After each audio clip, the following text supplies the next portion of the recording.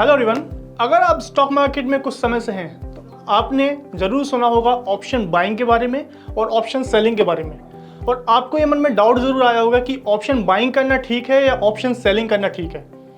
आज इस वीडियो में हम इन्हीं दो टॉपिक पे बात करेंगे कि आपको स्टॉक मार्केट में अगर आप ऑप्शन में ट्रेड करते हो तो ऑप्शन बाइंग करना बेहतर है या ऑप्शन सेलिंग करना बेहतर है। मैं हूं सी Rajat Rajodia, quant analyst at Angel One. अगर आप चैनल पर नए हैं तो please don't forget to subscribe it and please bell icon पर क्लिक कर दें ताकि आप आने वाली वीडियोस के नोटिफिकेशंस मिस ना करें।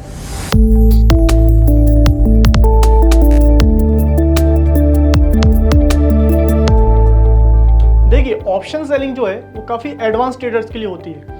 आप अगर स्टॉक मार्केट में बिगिनर हैं तो आपको ऑप्शन बाइंग से स्टॉक मार्केट में चालू करना चाहिए। उसके कुछ कारण हैं, वो कारण ही आज हम इस वीडियो में डिस्कस करने वाले हैं। पहला कारण है option selling needs lots of capital.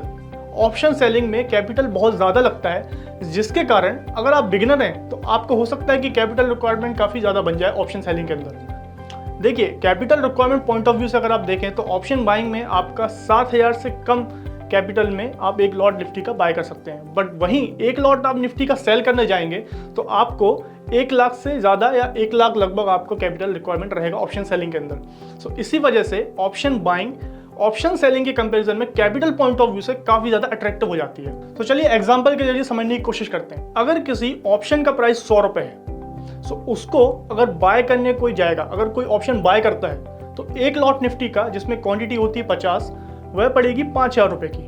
But उसको सेल करने के लिए ऑप्शन राइटर या ऑप्शन सेलर अगर जाएगा तो उसका कैपिटल लगेगा 1 लाख रुपये।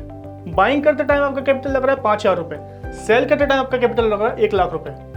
अब अगर वो 100 रुपये का ऑप्शन 150 हो जाता है तो ऑप्शन बायर को 50 रुपये का प्रॉफिट होगा। मतलब एक लॉट के कंपैरिजन अगर आप देखें, निफ्टी का एक लॉट अगर वो बाय करता है तो उसका प्रॉफिट हो जाता है 2,500 रुपये का 5,000 के कैपिटल पे। तो उसका रिटर्न आप समझ सकते हैं अप्रॉक्स 50% का उसका रिटर्न बन जाता है। वही 100 रुपये का ऑप्शन अगर 100 से गिर के 50 रुपये पे आ जाता है तो ऑप्शन सेलर का प्रॉफिट होगा 50 रुपये का। उस केस में एक लॉट निफ्टी जो ऑप्शन सेलर सेल करेगा उसमें 50 क्वांटिटी होती है तो उसके हिसाब से उसका प्रॉफिट भी होगा 2,500 रुपये का।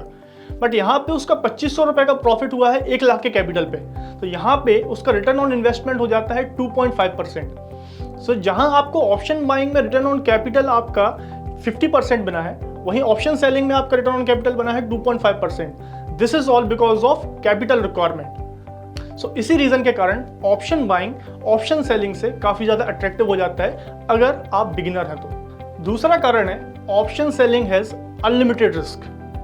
आइए इसको एग्जांपल के लिए समझने की कोशिश करते हैं। सपोज निफ्टी का एक ऑप्शन है जिसको एक ऑप्शन बायर ने बाय किया है, तो वाजिब सी बात है एक ऑप्शन सेलर ने उसको सेल किया होगा। अगर वह 100 रुपये का ऑप्शन 105 हो जाता है, ऑप्शन बायर पैसा कमाएगा और ऑप्शन सेलर पैसा गवाएगा।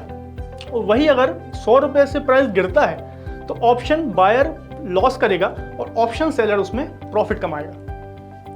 अब 100 रुपये का ऑप्शन मैक्सिमम कितना गिर सकता है? मैक्सिमम वह 0 तक जा सकता है। ऑप्शन बायर का मैक्सिमम लॉस हो जाता है 100 रुपीज़ का। वही 100 रुपये का जो लॉस है ऑप्शन बायर का, वह ऑप्शन सेलर का प्रॉफिट होगा। तो मैक्सिमम प्रॉफिट ऑप्शन सेलर का हो जाता है 100 रुपीज़ का। ये थी डाउन साइड की बात। अब हम अपसाइड की बात करते हैं। अब अगर 100 रुपये का ऑप्शन बढ़ने को आया, अगर 100 रुपये का ऑप्शन बढ़ता है तो उसकी कोई लिमिट नहीं है। 100 रुपये का ऑप्शन 500 भी हो सकता है, 1000 भी हो सकता है, 2000 भी हो सकता है। इस केस में अब बढ़ने में ऑप्शन बायर को प्रॉफिट होता है तो वह प्रॉफिट ऑप्शन सेलर का लॉस होगा। यहाँ पे समझने की बात यह है कि ऑप्शन बायर का प्रॉफिट पोटेंशियल अनलिमिटेड हो जाता है और ऑप्शन सेलर का लॉस, मैक्सिमम लॉस की कैपेसिटी अनलिमिटेड हो जाती है। तो this is the basic difference कि ऑप्शन सेलिंग में अनलिमिटेड रिस्क होती है, जहां आपको ऑप्शन बाइंग में लिमिटेड रिस्क अनलिमिटेड प्रॉफिट होता है, वहीं ऑप्शन सेलिंग में आपका unlimited risk and limited profit होता है। आइए अब बात करते हैं थर्ड रीजन की। Option selling needs constant hedging and adjustments.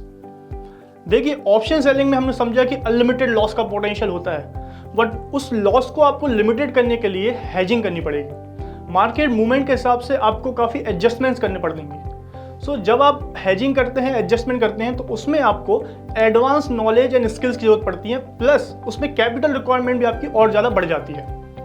इसीलिए अगर आप बिगिनर हैं और आपका नॉलेज अगर लिमिटेड है, आप उतने स्किलफुल नहीं हैं, तो आपको ऑप्शन में स्टार्टिंग के लिए ऑप्शन बाइंग में ही जाना चाहिए। Because option selling is mainly done by big traders, prop desk, hedge funds, जिनके पास कुछ एडवांटेजेस होते हैं। First reason is they have access to large capital. Second reason is they have huge loss taking capacity. Third reason is they have fast and reliable infrastructure to make their adjustments. And fourth is they have the required skill and experience to make adjustments and do hedging. इन्हीं वजह से एक retail person, अगर आप beginner हैं तो option selling के झंझटों में पड़ने से बेहतर है अगर आपको ऑप्शन में अपनी जर्नी स्टार्ट करनी है तो ऑप्शन बाइंग से चालू करें। और आपको कभी ज़रूरत महसूस हो कि आपको ऑप्शन सेलिंग साइड जाना चाहिए तो एक स्पेसिफिक नॉलेज एक्वायर कीजिए, स्किल डेवलप कीजिए, ऑप्शन सेलिंग के गुण सीखिए, उसी के बाद आप ऑप्शन सेलिंग में जाएं। I hope option buying and option selling के इस कंफ्यूजन में आपको कुछ क्लैरिटी इस वीडियो से मिली होगी। अगर वीडियो पसंद आया तो कृपया लाइक करें, शेयर करें और चैनल को सब्सक्राइब करना ना भूलें। And please hit the bell icon ताकि आप आने वाली वीडियोस के नोटिफिकेशन मिस ना करें। Thank you, happy trading.